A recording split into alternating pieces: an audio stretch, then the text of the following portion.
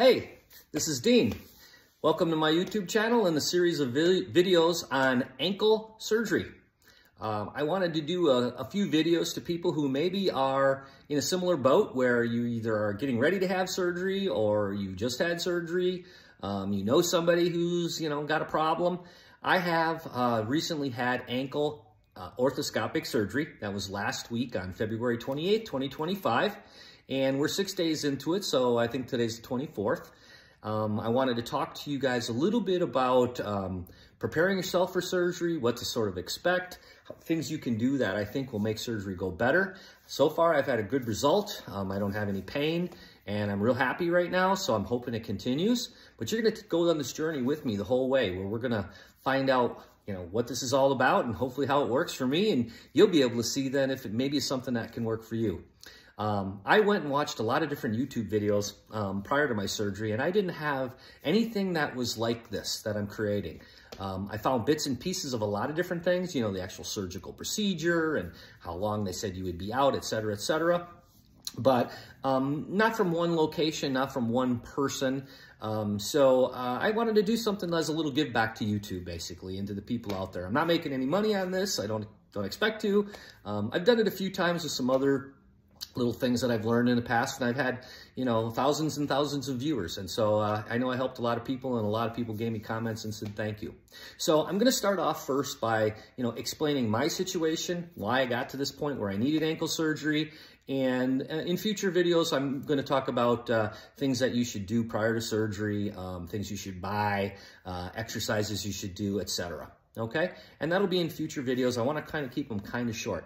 My story is pretty simple. When I was 45 years old, I'm 60 years old right now. When I was 45 years old, I fractured my ankle and I didn't get it taken care of. And it healed on its own. I had a loose bone on the left side of my ankle. But I was good for, 10, 12 years where I had no pain. Then I started to get a little bit of pain here and there, and I would stretch, and I was always walking. I was a big walker, and it got worse and worse, and I noticed something was up.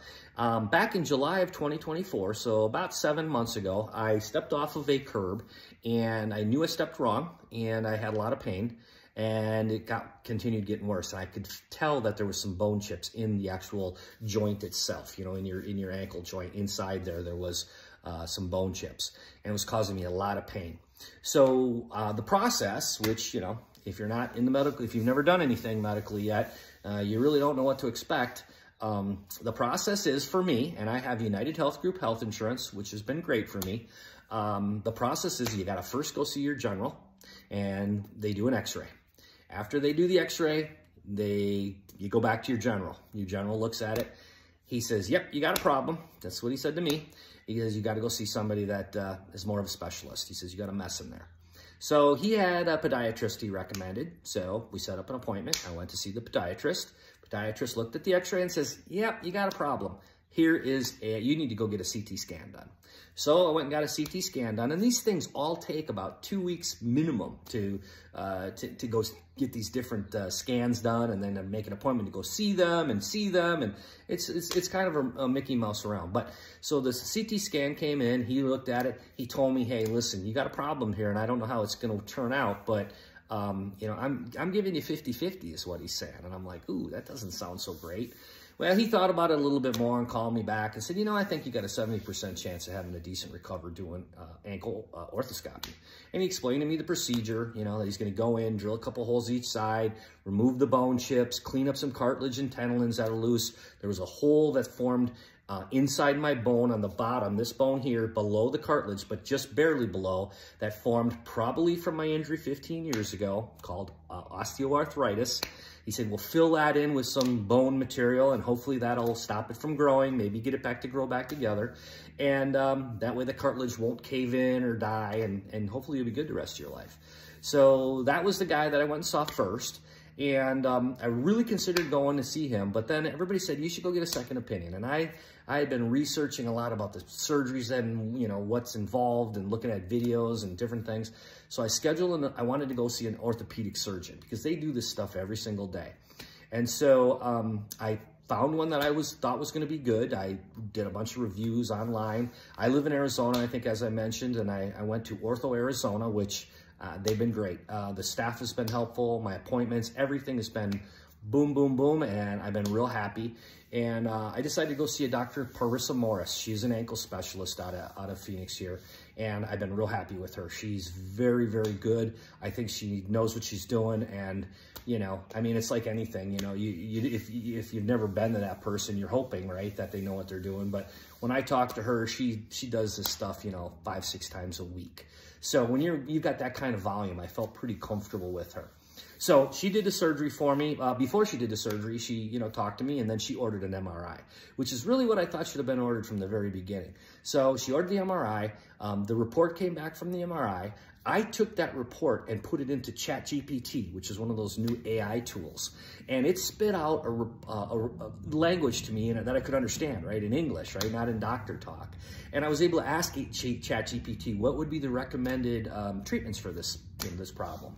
And it gave me the list of options. So I had all that knowledge in my head. And then I went to see her for my visit. And she looked at the images, and she looked at the report, and she told me what she thought we should do, and that I had a good chance of, you know, getting back to, you know, being fully recovered. It'll probably never be 100%. I mean, it's not going to be like what I was born with, but if I can dance and walk and hike again, I will be happy. That's all I want to do. I don't need to jump. I don't need to run. I'm not jumping out of airplanes. I just want to be able to get around, because if you're having pains in your ankles or knees or something or your hips, people don't understand how debilitating it is, right? I mean, I'm a very social person. I like to go out. I love to hike, you know, and, you know, people would say, hey, you want to go out and go dancing, you know, and I'd go maybe, but I'd sit there and I'd be in pain a lot. I wouldn't talk about it. And they'd say, let's dance. And I'd be thinking, oh boy, I don't want to dance, you know, but I might go out and dance once, and then I'd, you know, say, I got to go sit down, and I'd go sit down and I'd be in pain. And they'd say, hey, let's go dance again. I'd be like, nope, I'm sorry. Because I knew, you know, the next day I'm going to be bedridden or in my chair because it's so painful. And you start to look at life and go, is this it? You know, I got to get this fixed, right? So I did a lot of mental preparation on trying to figure out, you know, how do I get myself prepared for this surgery? Because one of the things the doctor told me was, you know, get prepared. This is going to be a long process. You know, we're talking, you know, 4 to 6 weeks, no wait, and then 3 to 6 months, you know, wait, but, you know, not perfect, maybe a whole year before it's recovered. Well, I didn't really want to wait a year. I'm 60 years old. I'm going to be 61. And I don't know how many years I got left. So I want to get out there and have some fun while I still can, right? So I started to say to myself, well, what do I got to do to, you know, really have the best possible outcome here? Okay. And so for me, the best possible outcome is, you know, being able to walk and hike again. And so what do I have to do? So I started doing a lot of research on YouTube about different things. And the number one thing that I started to do is I started to eat a lot better. And I was doing that a bit before my surgery, but I even upped it even some more. You know, your bones are living, growing parts of your body. And there are certain foods that are good and bad for your bones. So you need to make sure you eat the good ones and avoid the bad ones. The bad ones are alcohol, caffeine, and smoking. So soda and coffee, booze, beer, and cigarettes, okay? Those are the things that if you can stop, you'll have a better chance, I think, of recovering. Now, I didn't smoke as it was, but I did drink alcohol and I did drink caffeine, but, you know, not that much, but, you know, I cut it out almost completely. Not 100%, but pretty close. Okay, so those are some of the things that I recommend doing pre-surgery. The other thing is if you go get some blood work done, you want to make sure that your body is as healthy on the inside as it possibly can be. And if you go get blood work done, you might find that you're low on potassium or magnesium or calcium or something might be a little out of whack. Figure out how to get those numbers in line so that you are going in with the best inside body to heal once you've had your surgery. And I did have a couple things that were a little bit out of whack. I researched what they were, what I could do, what could I eat better or less or whatever. I went back in and got some more blood work done, and things had come in line. And that was important to me to get that done. I wanted to be as healthy on the inside of my body as I could be. So that was the first thing to do, is really just start thinking about eating right. Then the next thing, and I was always a big walker and a big hiker. I'm a bigger person, and I did gain some weight in this process. I tried not to. I didn't even eat that much. But when you're sedentary and you look at what's in our food, and I don't eat processed food much, but you look at even like salad dressing, right? A little bit of salad dressing, if you don't buy the right one, is 150 to 200 calories. Well, if you're sitting in a chair all day long, hardly moving, you better be eating 1,500 calories or less a day, or you're probably going to be gaining some weight. Now, it might be different for different people, but that's my experience. 2,000 calories a day or more, and I'm gaining weight. And I did, okay? And I tried not to, but it happened, and I'm going to lose it as soon as I get back to being able to hike again. I'll shed it, but it doesn't help you because this is your ankle. You want to be thinner for your ankles, okay? So the thing is what you want to do is you want to get in the best shape you possibly can now before your surgery. And if you've only got 3-4 months and you haven't worked out at all, do the best you can, okay? And it's not going to the gym, running. You can't do that, right? So what is it? It's stretching, right? It's doing things like planking, which is for your core. Go Google some of these things. I'm not going to demonstrate any of these for you today, but they're there, right? Planking, sit-ups, push-ups, stretching. I mean, getting your back so that, it's nice and loose, okay? Sitting up against a wall like you're in a chair without having a chair and trying to hold it for 30 seconds multiple times in a day. You're home, if you were like me, you're home quite a bit anyways, so you might as well do this stuff. It makes you stronger, and I do believe that this has been part of why 6 days into my recovery, I feel pretty good. Okay, so obviously that's very important. You want to be flexible, right? You want as much flexibility in your joints as you can. So stretching really helps. And the other thing is there's, what I think the other thing is yoga. Okay, and I don't mean, the yoga poses where you're, doing all these weird poses. There's parts of yoga. I watch a guy on YouTube called Motivational Doc. He does things that stimulate your brain, which sends signals into your body, okay, to get rid of inflammation and bad things, okay? So for instance, just a real simple one he does is in the morning, he recommends you tap on your forehead with the tip of your finger, top of your head, your eyes, right here, different places. Go watch some of his videos, pulling on your ears for 30 seconds.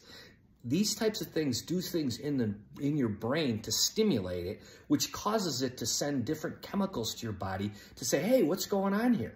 This is part of yoga. And he knows this stuff. It was great. I've been doing it. I've been doing it before my surgery. I'm doing it still today, and I'm going to do it after I'm done because I really feel it has helped my body inside get better. So that's another thing you want to do. And then... if you've developed any pains, okay, because if you're walking with a limp, your body's compensating, okay? I had a back pain, okay? It was called the SI joint, okay, where it's in your pelvis, where it doesn't actually move very much, but if it does move just a little bit, even just a couple millimeters, can cause really bad pain. And I had excruciating pain for about a month. It was coming on, and I'm like, oh my gosh, what is this now? And so it was at night, I'd go to bed, I couldn't sleep. Well, I went and Googled what is the cause of this pain, and then I found a chiropractor guy who had some recommended exercises. And for my situation, it really was simple as a towel, a pillow, and a mat. And all I had to do was take this towel and put it on underneath my side there, get down and lay on the ground, and just sink into it. And it was painful. It hurt. But for 2 weeks, I did that, and it went away. And so now when I had my surgery, I didn't have another problem. That's one thing I really wanted to avoid because I knew that getting around was going to be difficult. So having extra pains in your body, no good. So those are the things that I think you should consider doing before your surgery as early as you can, okay, to get your body ready to handle what's coming after surgery. Because it's going to be a long haul, and this is not fun, okay? I'm going to tell you right now, it's not fun. But you can make it as comfortable as you can. You can make it better, okay? And right now, 1 week into this, I feel good. I'm getting around my house. I think the next few weeks are going to go relatively quickly for me, and I'll be okay. I'm going to come out of this on the other end just fine, and I hope you do too. Okay, so this is the end of my first video. These are some of the things I wanted to just explain to you about the surgery process and how to prepare. My next video, what I'm going to talk about is a little bit about some of the things that you should purchase prior to surgery. There's some things I want to talk to you about that I did that have been really good for me and getting me to this next place. So we're going to follow this together. Right now I'm in a boot. I'm in a boot. I'm supposed to put no weight on it, so I haven't been. My foot's been in the air for 6 days, excuse me, and we'll see what happens after that. But that's where I'm at today, and thanks for watching. If you could give me a thumbs up and a like, it helps the YouTube algorithm so that if somebody searches for ankle surgery or ankle recovery or ankle arthroscopic surgery, maybe my video will pop up. They'll find it. They'll get to listen to it and hopefully get them to a place faster than it took me to get to, which was all the things that I'm going to teach you here now in the next few videos. All right, have a great day. Thank you.